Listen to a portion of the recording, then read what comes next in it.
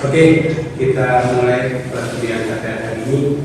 Assalamualaikum warahmatullahi wabarakatuh. Waalaikumsalam warahmatullahi wabarakatuh. Jadi kuliah hari ini adalah melanjutkan materi kuliah pada minggu kemarin ya. Jadi pada minggu kemarin kita bicara tentang gerak ya. Jadi maka dari itu sekarang kita membahas tentang dinamika dari gerak. Kalau yang di kemarin kita bicara kinematika, sekarang kita bicara dinamika. Jadi dinamika itu kita mencari penyebab geraknya. Nah, apa sih yang menyebabkan benda itu bergerak? Nah, ini kita bahas tentang hukum-hukum Newton yang berhubungan dengan gerak. Baik. Jadi sebelum kita masuk ke hukum Newton, kita harus mengenal dulu apa yang namanya gaya. Ya. Jadi gaya itu merupakan suatu besaran fisika yang menyebabkan perubahan keadaan. Jadi perubahan keadaan bisa macam-macam. Mungkin yang tadinya berhenti jadi bergerak, yang mungkin tadinya ukur jadi penyok dan sebagainya, itu perubahan keadaan. Ya. Jadi contohnya misalnya apabila kita mendorong mobil yang mogok gitu ya, itu artinya kita mendorong untuk memberikan gaya pada mobil tersebut. Ya itu tergantung apakah gaya kita mampu nggak untuk menggerakkan mobil itu. Ya. Kemudian gaya itu bekerja terhadap suatu objek atau sebuah benda. Itu ada dua mekanisme. Jadi ada mekanisme langsung, ada mekanisme tidak langsung. Ya. Yang mekanisme langsung itu adalah mekanisme itu yang sifatnya itu langsung kita bisa lihat, kita bisa saksikan. Oh itu memang kita dorong mobil, gitu ya. Itu langsung kita bisa lihat. Tapi ada gaya yang mekanisme tidak langsung. Nah tidak langsung itu kita tidak menyadari bahwa kita itu dimanapun tempatnya di atas permukaan bumi itu mendapatkan gaya.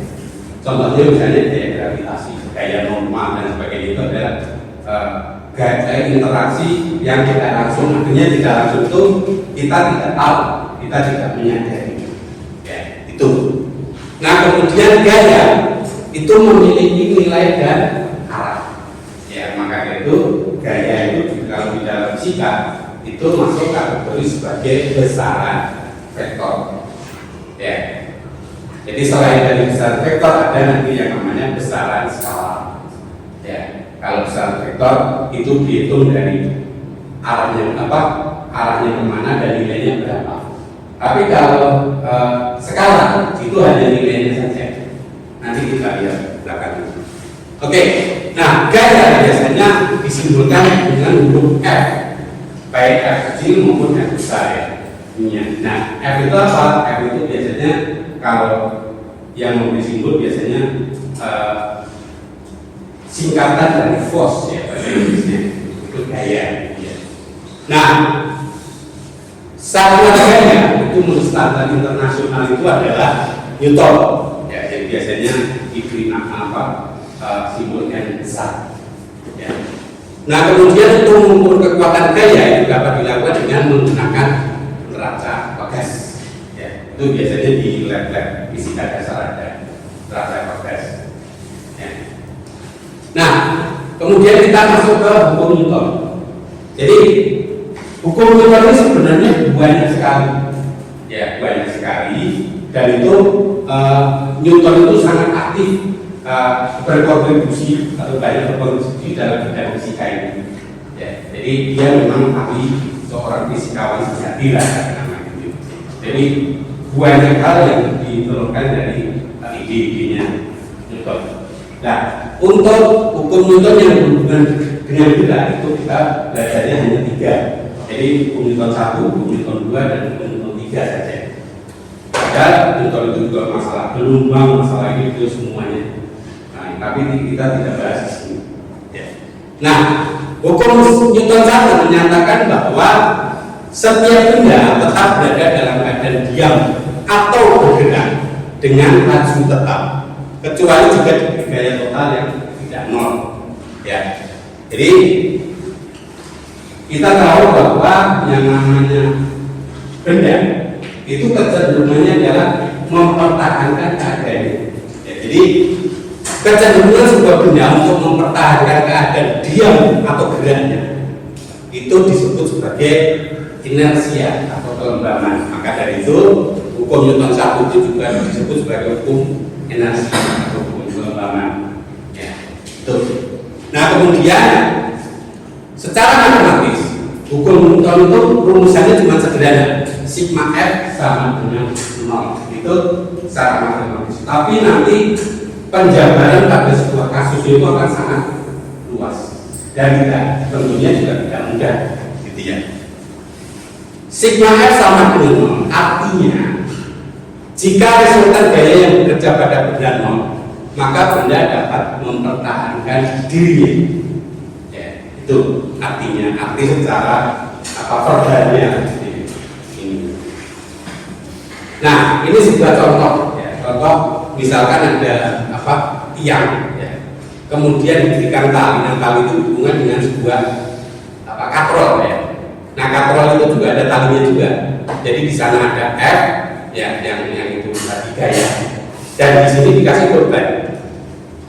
Nah, di sini sebuah benda bermassa 40 kg ditarik melalui katrol, sehingga memiliki posisi seperti di gambar ini.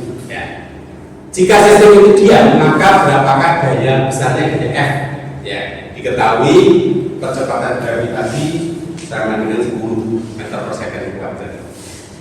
Nah, jadi di sini kita hitung dulu benda yang bermassa 40 kg itu memiliki berat sama dengan V sama dengan M kali G, itu besarnya 400 Newton. Ingat bahwa berat itu merupakan salah satu jadi jenis gaya.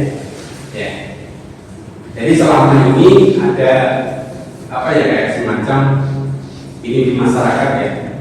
Jadi misalnya suruh mengangkat beratnya 100 kg itu sebenarnya salah. Itu massa, ya. Massa itu satuannya kilogram. Kalau berat itu satuannya Newton.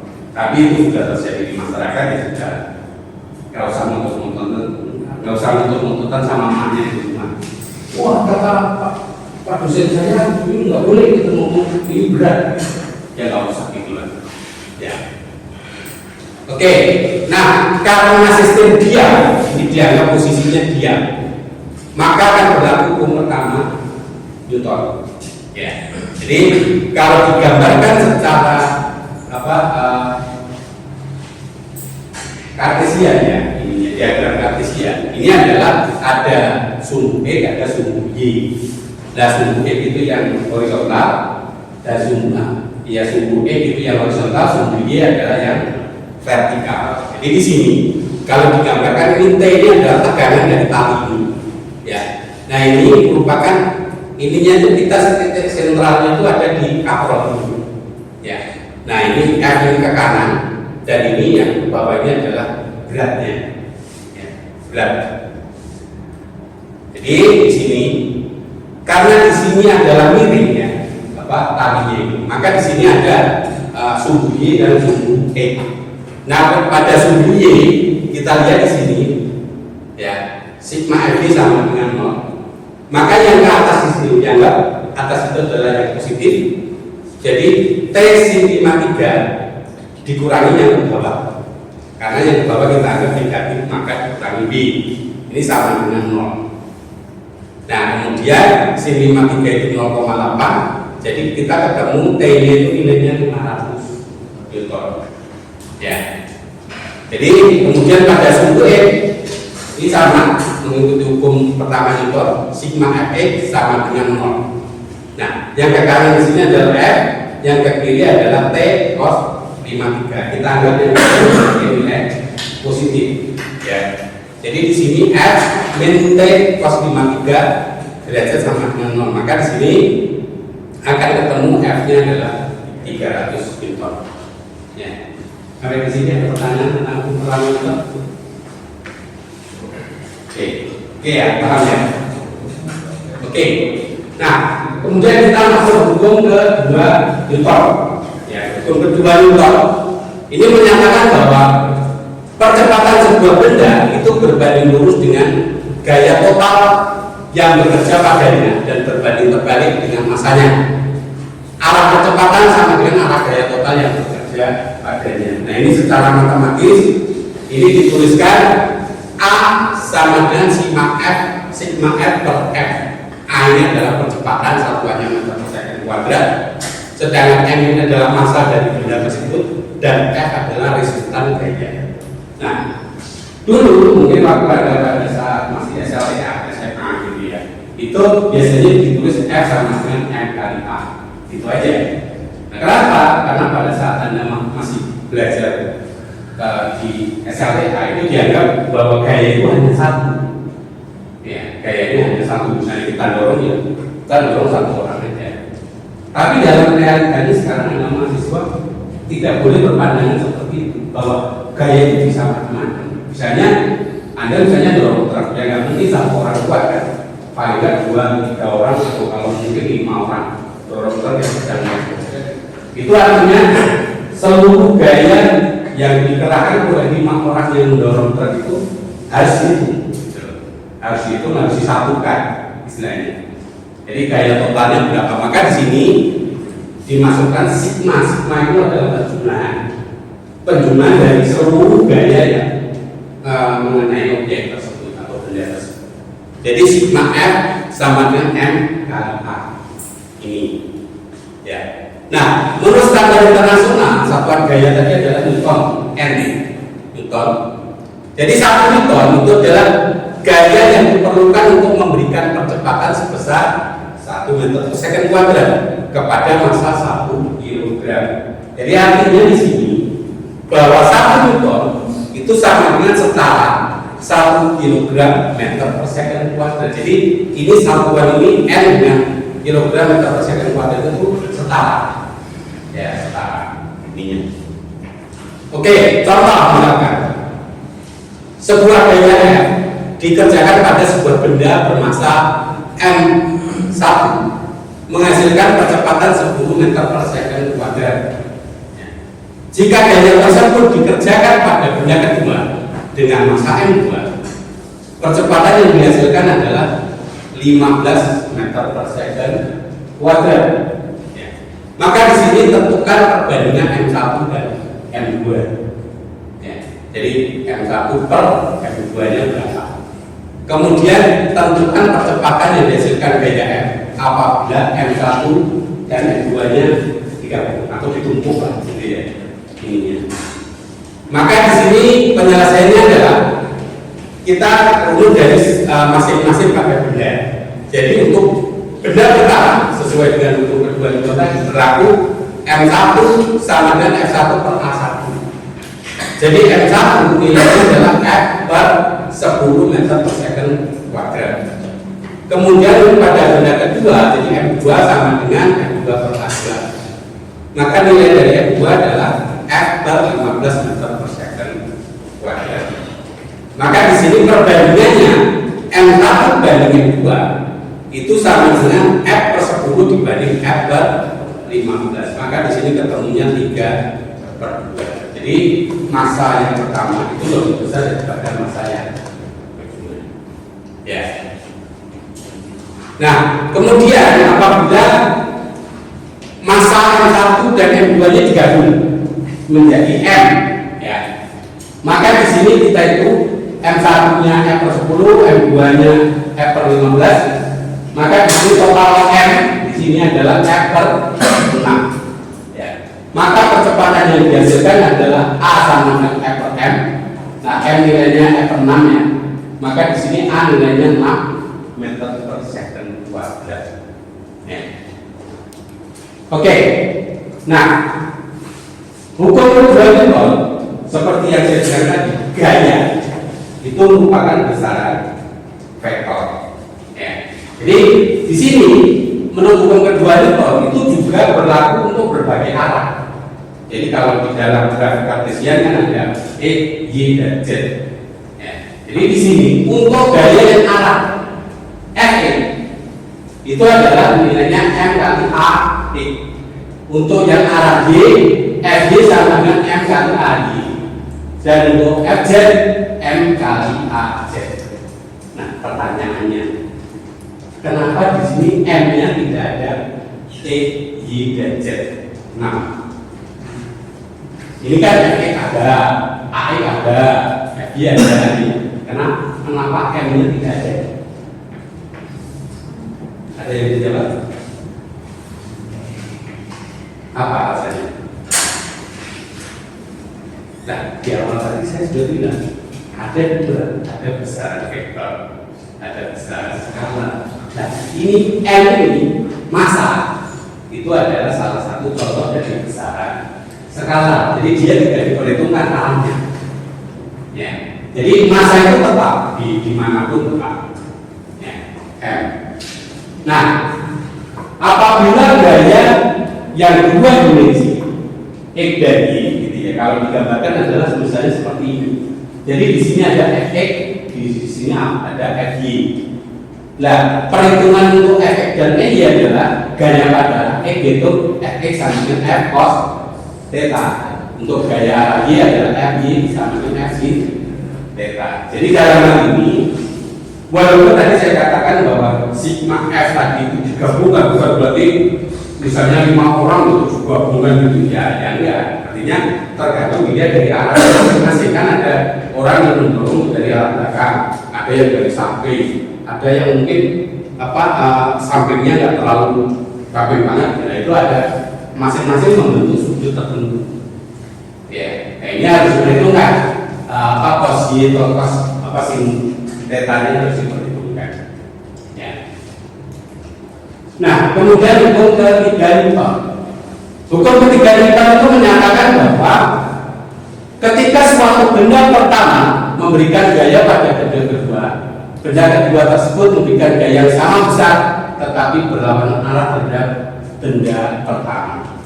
Ya. Nah, hukum ketiga Newton ini disebut sebagai hukum aksi reaksi. Jadi untuk setiap aksi ada yang sama dan berlawanan arah, jadi ada reaksi yang sama. Ya. Ini. Jadi secara matematis F aksi sama dengan min F reaksi. Nah, tapi ketentuan aksi dan reaksi itu mengikuti ini. Ya, tidak sembarangan ini. Tidak sembarang ada dua gaya itu menjadi aksi reaksi ya belum. Syarat yang pertama adalah sama besar. Ya. Jadi gaya aksi reaksi itu harus memiliki nilai yang sama besar. Kemudian aksi reaksi ini adalah berlawanan arah. Kalau yang satu timur yang tentu harus ke barat, tidak boleh miring. Ya. Kemudian syarat yang ketiga terjadi pada dua benda yang saling berinteraksi.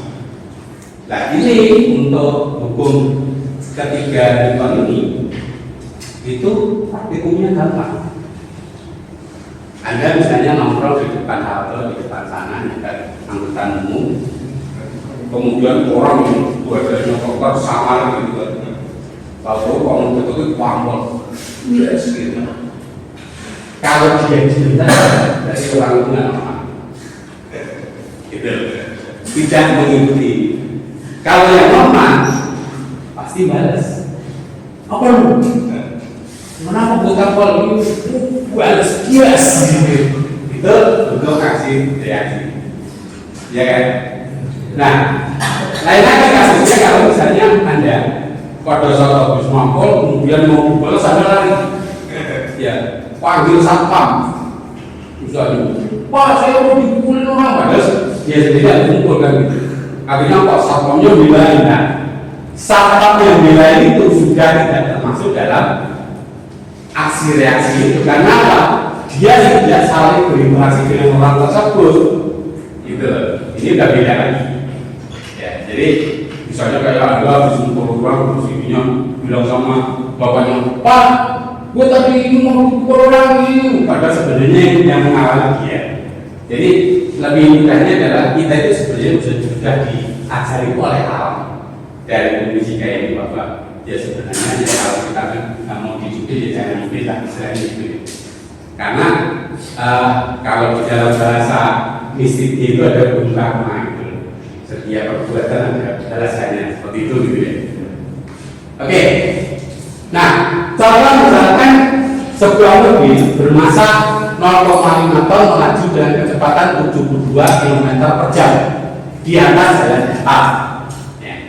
Berapa gaya alat yang dapat menggunakan mobil setelah menempuh jarak 1000 meter atau 1 km. Jadi Anda menggunakan mobil yang ini setengah ton, ya. Kemudian kecepatannya 72 km per jam. Bagaimana caranya supaya kita ngeremnya itu bisa berhenti selama sejauh 1 km? Ya. Maka ini kalau digambarkan adalah seperti ini melaju ke kanan. Ya. Jadi dari 72 km per jam, kemudian nanti berhenti itu 0 km per jam. Kalau berhenti kan artinya 0 kan.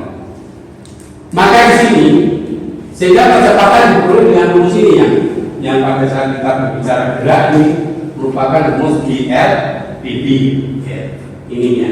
Maka di sini kita masukkan nilai-nilainya akan ketemu nilai A itu adalah min 0,2 meter per second. Artinya di sini karena nilainya min menunjukkan perlambatan. Jadi dari kita ngerem itu merupakan gaya perlambatan. Ya. Maka ini massa mobilnya setengah ton atau 500 kg, maka F sama dengan M kali A, maka F pengiriman maksudnya, F pengirimannya adalah 100 Newton. Ya. Nah, kemudian kita bicara gaya berat, gaya gesek dan gaya berat, gaya normal dan gaya gesek.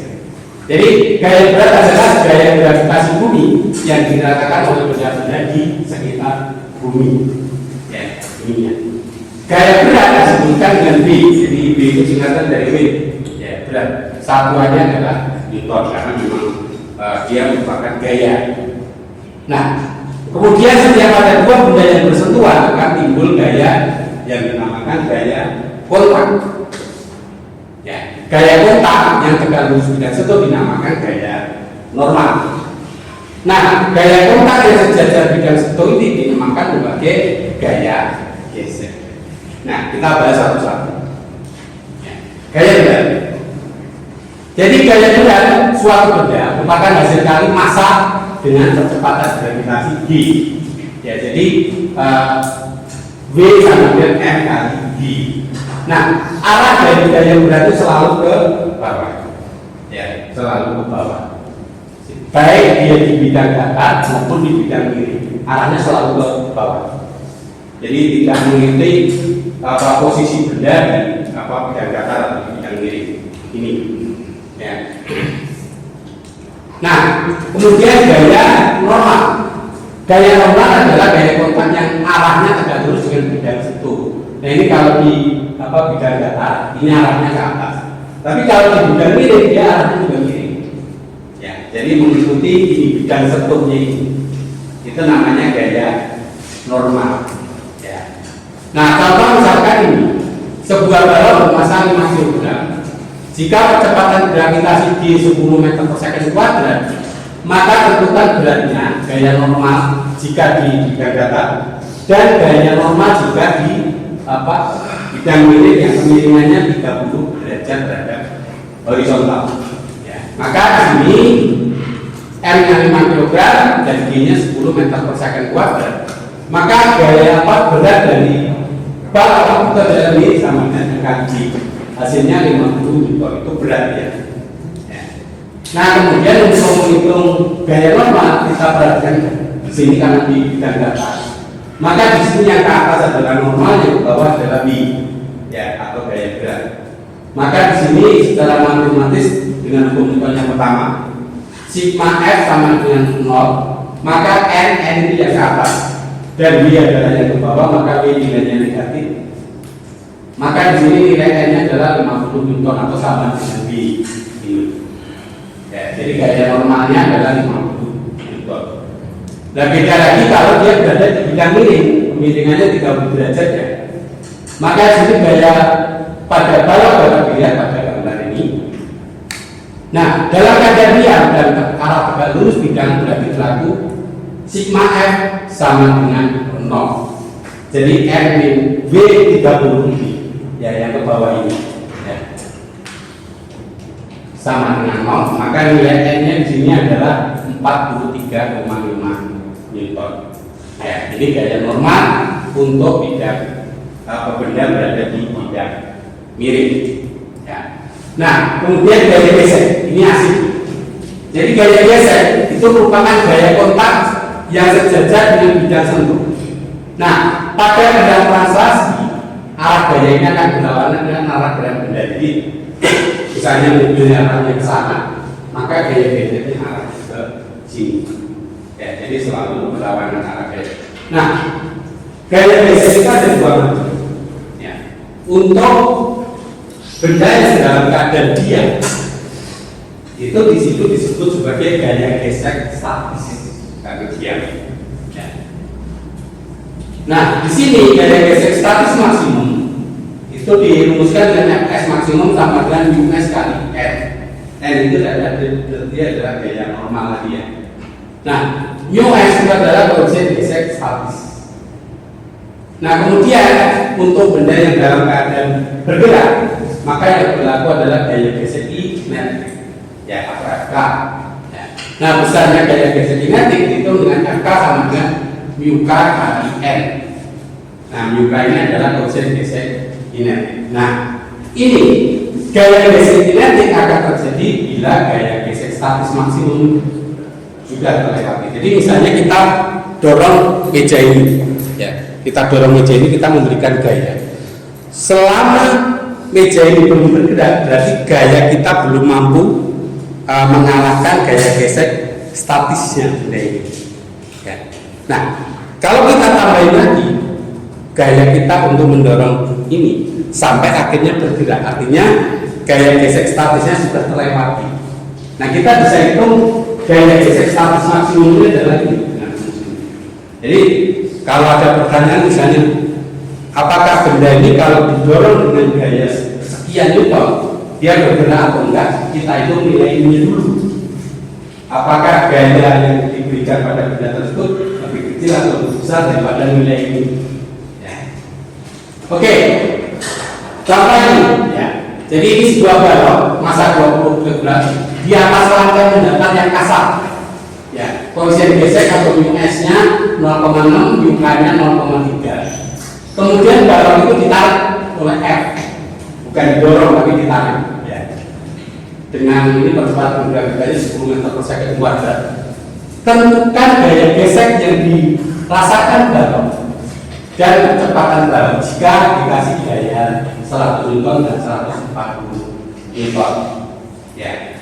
Nah, pada kondisi ini, ya ini yang diketahui soal, maka di sini kita hitung dulu nilai N-nya di sini. Ya, N lagi itu adalah N sama dengan W ya, W-nya ke bawah. Maka di sini nilai N-nya adalah 200 Newton. Nah, kalau kita sudah mengetahui nilai N-nya, baru kita hitung yang tadi Fs maksimumnya dari jadi gaya gesek statis maksimumnya. Maka di sini menghasilkan gaya gesek statis maksimumnya adalah 120 ya Newton. Nah, apabila dikasih gaya 100 Newton, nah nilai 100 Newton itu masih di bawah 120, jadi F lebih kecil dari Fs maksimumnya, sehingga berarti balok ini masih diam karena belum kuat untuk menarik ini ya, menarik balok. Berarti gaya geseknya adalah gaya gesek statis sesuai hukum pertama Newton, maka Fs sama dengan F adalah 100 Newton ya. Dan kecepatannya adalah 0 karena balok masih tetap diam ya. Beda halnya kalau dikasih gaya sebesar 140 Newton, maka 140 Newton itu lebih besar daripada 120 Newton. Artinya di sini lebih besar, berarti balok itu sudah bergerak, ya, sudah mulai bergerak. Nah, gaya geseknya adalah gaya gesek kinetik karena sudah bergerak. Jadi kita hitung Fk sama dengan μk kali N, ya. Ini hasilnya adalah 60 Newton, itu gaya gesek kinetiknya. Nah, percepatan balok ditentukan dengan hitung yang kedua Newton tadi, sigma F sama dengan M kali A. Nah, ini yang ke kanan adalah nilai F besar ya, ke kanan, yang ke kiri. Karena arah ininya ke kanan, arah geraknya ke kanan, maka gaya gesernya pasti ke kiri karena berlawanan dengan arah dari gerakan ini. Maka di sini nilai percepatannya adalah 4 meter per second kuadrat. Ya. Nah, kemudian diagram bebas gaya. Jadi gini, pada dasarnya setiap benda atau katakanlah kita itu sebenarnya kita itu tanpa kita sadari kita itu sudah mendapatkan gaya-gaya, ya, gaya gravitasi, gaya ini dan sebagainya. Jadi metode pembuatan diagram penggunaan gaya sering disebut dengan diagram bebas gaya pada benda. Metode tersebut memudahkan kita untuk memvisualisasikan sistem di mana terdapat beberapa gaya yang bekerja pada sistem tersebut. Nah, untuk memudahkan identifikasi gaya-gaya yang bekerja pada benda, kita buat sistem koordinat kartesian. Ya. Koordinat ini digunakan sebagai pemandu apabila terdapat banyak gaya yang arahnya bermacam-macam yang bekerja pada suatu sistem. Ya. Contohnya adalah ini, ada seorang anak kecil yang sedang menarik mobil-mobilan. Nah, di sini ada beberapa objek. Yang pertama adalah mobil. Yang kedua alatnya, yang ketiga adalah anaknya. Jadi ada 3 objek. Nah, kita harus menentukan ini kita objeknya yang mana. Nah, misalnya kita tentukan objeknya adalah mobilnya. Maka di sini kita masukkan ke dalam grafik kartesian. X, Y, dan Z. Nah, kita lihat untuk arah X, mungkinkah mobil itu bergerak ke arah X? Ya, karena ditarik oleh anak kecil tersebut. Nah, kemudian yang kedua, mungkinkah mobil ini bergerak ke arah Y? Mungkin. Kenapa? Karena arah palingnya adalah ini. Ya, tetap arah kemungkinan untuk ke Y-nya ada. Nah, kemudian pertanyaannya ketiga, apakah dia mungkin bergerak ke arah Z? Nah, ini yang tidak mungkin karena biasanya kalau ya karena jalurnya adalah jalur halus lah gitu ya. Jadi nggak mungkin ini kurangnya begini nggak mungkin. Gitu. Sehingga di sini kemudian yang arah Z-nya hilang, kita fokus kepada arah X dan Y. Nah, arah X itu apa? Arah X di sini adalah dari tali. Kemudian ini gaya gesek ban. Ya. Kemudian arah Y-nya apa? Ini gaya normal. Dan yang ke bawah adalah gaya berat. Nah, untuk yang arah X dan Y ini kita bisa ini untuk efek dan Y-nya adalah seperti ini. Gaya tarik diberikan dengan X dan Y. Ya. Nah, contoh misalkan ini sebuah benda dengan massa 300 kg berada pada suatu bidang miring seperti yang terlihat pada gambar samping. Jika gaya gesek dialihkan, tentukan pusat gaya yang menyebabkan benda bergerak ke bawah. Ketahui G-nya adalah 9,8. Nah, di sini kita harus mengetahui ya, misalnya balon ini berada di bidang miring. Kalau dikatakan bergerak ke bawah, itu artinya mengikuti jalur bidang miringnya, bukan ke bawah terus kemudian ambles ya enggak. Tetap mengikuti jalur bidang miringnya. Ya, sehingga dari sini kita gambarkan. Karena fokus kita pada balon, maka kita gambarkan ini seperti ini. Ya. Maka di sini kita ini berdasarkan teorema Pythagoras, ini BC kuadrat. BC itu adalah ini dan ini. Ini AC kuadrat plus AB kuadrat. Maka di sini BC kuadratnya adalah 25 meter kuadrat, sehingga nilai BC-nya adalah 5 meter. Nah, di sini sin theta itu adalah AC per BC, jadi yang ini AC per BC. Ini hasilnya sin tetanya adalah 0,6. Sehingga benda bergerak ke bawah karena adanya gaya berat V sama dengan G pada bidang miring BC, yaitu V sin theta. Jadi V sin theta nilainya adalah 1764 Newton. Itu kuliah kita hari ini. Jadi bisa kita simpulkan bahwa gaya itu merupakan penyebab dari seluruh gerak. Ya, kalau di ilmuwan kita bicara gerak ini, gerak itu semuanya disebabkan oleh satu besar yang namanya gaya. ketiga yaitu semuanya diatur mengikuti aturan dari hukum Newton 1, 2, dan 3. Demikian kuliah kita ini. Mungkin sebelum itu pada pertanyaan tentang hukum Newton ini.